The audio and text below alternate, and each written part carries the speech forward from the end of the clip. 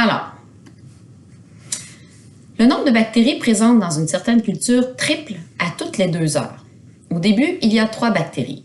Quelle quantité y aura-t-il après 2 jours? Donc, si on identifie correctement tout ce qu'on a besoin dans notre équation, la quantité initiale, on le dit ici, au début, il y a 3 bactéries, donc 3 bactéries.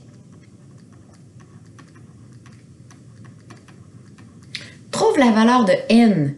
Bien, dans le contexte ici, N étant le temps sur la fréquence, la fréquence, là, ça dit que ça triple à toutes les 2 heures. Donc ici, ma fréquence, c'est 2 heures. Ça veut dire que le temps doit être en heures aussi. Nous, on recherche la quantité qu'il va y avoir après 2 jours.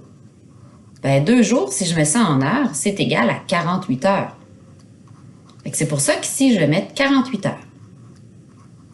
Alors, 48 divisé par 2, mon N sera donc égal à 24. La base, c'est ce qui provoque le changement, l'augmentation, la diminution. Mais on dit ici que la culture triple à toutes les 2 heures. Donc, ma base, c'est 3. On recherche la quantité finale. Donc, notre équation, la quantité finale est égale à la quantité initiale fois C exposant N. Donc, 3 fois ma base 3 aussi, là. Ça, c'est un exposant 24. Alors, vous allez voir que ça va très, très, très, très vite. On a donc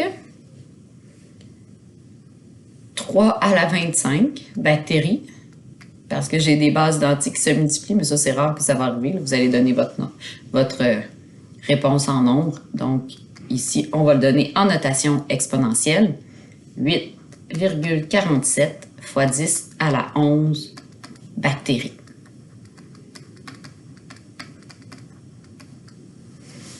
Donc, beaucoup de fonctions exponentielles utilisées là, dans les contextes de virus, là, de bactéries. Voilà, voyons voir ici des exemples où on parle de l'augmentation de la population.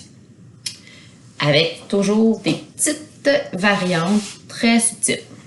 On dit ici qu'une population augmente de 1% par année. En 2020, la population était de 6300. Combien y aura-t-il d'habitants en 2030, donc c'est-à-dire 10 ans plus tard? Alors, on a un exemple ici de base. Ma quantité initiale, elle est connue, 6300 habitants. Mon C, donc, ce qui provoque l'augmentation, bien là, je prends 100% de ma population et celle-ci augmente. Alors, si elle augmente, j'ajoute 1% à chaque année. Elle augmente de 1% par année. Donc, mon C, ça donne 101 sur 100. Alors, ma base sera de 1,01. Le N, le temps sur la fréquence,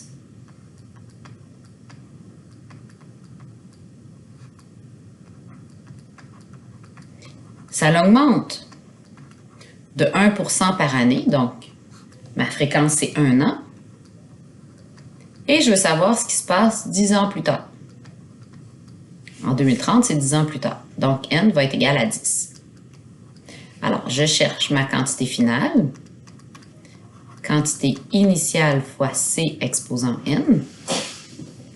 Alors, ma quantité finale, c'est ce que je cherche. 6300 fois C exposant 10. Donc, ce n'est que du pitonnage. Et on obtient 6959 personnes.